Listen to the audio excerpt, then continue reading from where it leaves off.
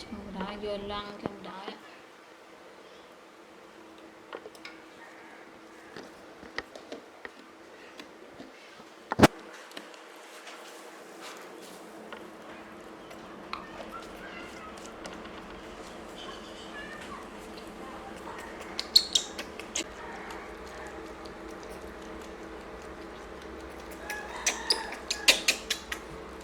bạch sẽ cái chân nữa.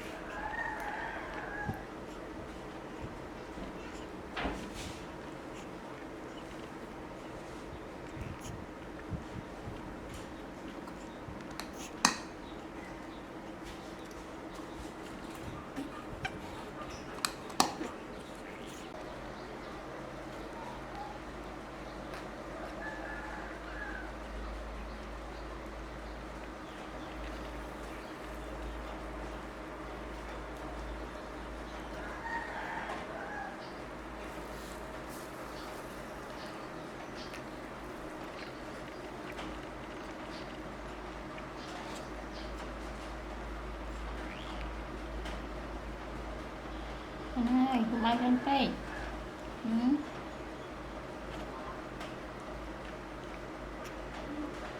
Này, báo tực, này, mầm tực, này. Đây cái này, chị San này. Này, báo tực.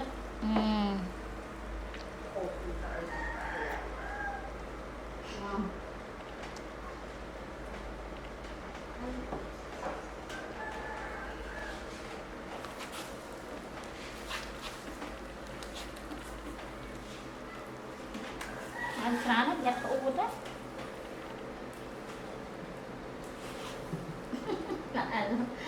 Ăn xong chừng. Ăn đi lại thôi á. Ôi, tập bật tràn. Mơ. Xâm luôn ơi.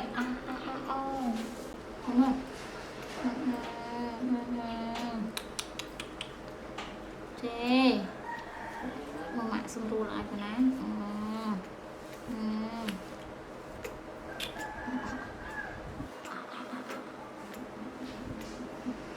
Mơ.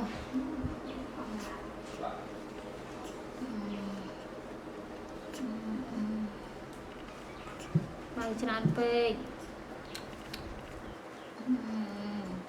Bài tràn phê cho nó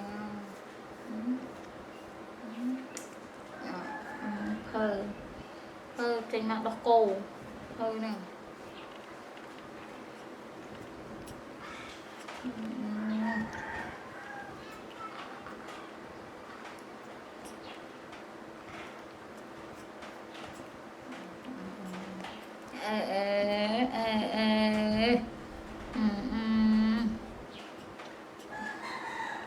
Chanh tà lên khảo đăng dòng lâm chị San. Tà lên khảo